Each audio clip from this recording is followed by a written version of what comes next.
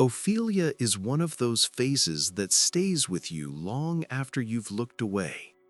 At first glance, she seems peaceful, drifting in a quiet river surrounded by flowers. But when you pause, you realize you're looking at the exact moment a life slips out of the world. Millais painted her with an almost painful devotion to realism.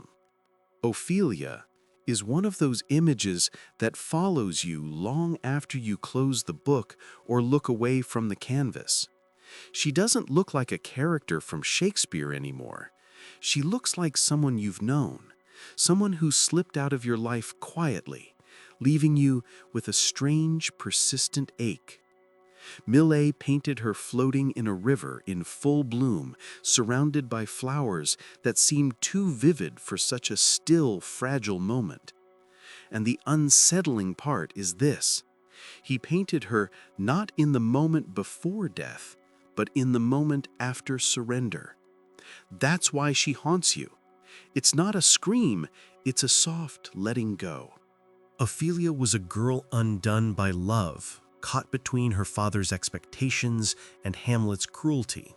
When he rejected her, not with anger but with indifference, something inside her cracked.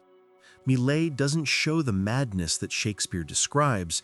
Instead, he shows the moment after, the moment when heartbreak becomes too heavy to carry. Look at her face. It's not terror, it's resignation. That soft, distant gaze you see on people who have stopped fighting with the world and with themselves. Every flower around her was chosen deliberately. The red poppies whispered death, the violets are for faithfulness and lost innocence, the daisies for the love she never received. Even the river seems complicit, holding her gently as she lets go. Some art historians focus on these symbols alone, but if you stand in front of this canvas long enough, you feel something much more personal. You feel the ache of loving someone who never loved you back. You feel the exhaustion of trying to stay strong when your heart is collapsing from the inside. You understand why she finally stopped swimming. Millais painted the river first, 5 relentless months kneeling beside the hogsmill, capturing every leaf, every ripple, every shadow with a devotion that felt closer to obsession than craft. He painted nature honestly, cold and indifferent, as if the earth itself was incapable of mercy. But to understand why this image stays with people, you have to understand 2 women, not one. You have Ophelia, the fictional girl undone by love, grief, and abandonment. And then you have the woman who posed for her, Elizabeth Siddal, whose real life was more tragic than anything Millais could paint. Lizzie wasn't just a model, she was an artist and a poet with an inner world as deep as any Pre-Raphaelite canvas. She spent hours in a bathtub filled with cold water, while Millais painted every detail with scientific devotion. The lamps under the tub burned out often. The water went cold. She didn't complain. She was used to enduring pain quietly. But she grew ill, and many people believe the pneumonia that followed marked the beginning of the end of her health and her life. Years later, Elizabeth died from a laudanum overdose, a slow descent into sorrow and numbness that mirrored the painting she had once posed for. Her husband, Rossetti, buried his poems with her body. Later, he dug her from the grave to retrieve them. When the coffin opened, witnesses swore her copper hair had grown in death, overflowing like a river of flames. Elizabeth didn't just model Ophelia, she lived her, and she died like her too, whispered about, misunderstood, and turned into a symbol instead of a person. The Pre-Raphaelites believed in truth to nature, but what they really believed in was suffering for beauty. Elizabeth knew this. She lay in that tub, lips turning blue, lungs aching with damp, and she became what every woman artist becomes, the muse who pays with her body for a vision that will outlive her name.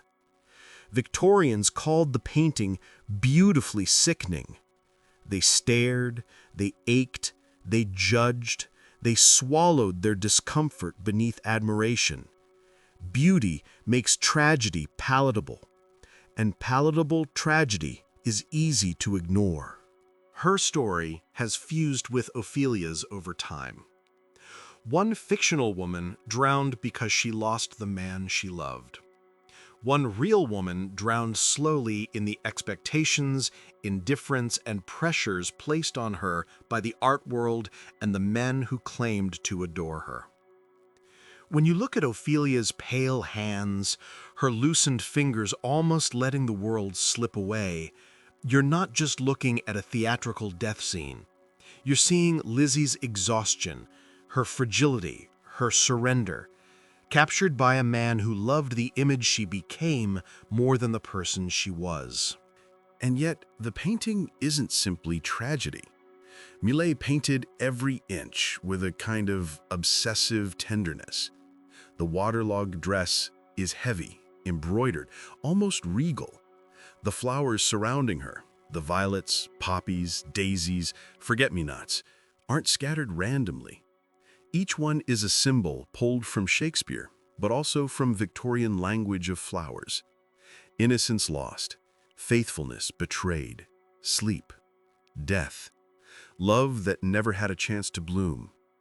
Even the water is painted with layers of life, moss, reflections, drifting petals, as if nature itself is bearing witness to a girl collapsing under the weight of everything she felt and everything she wasn't allowed to say.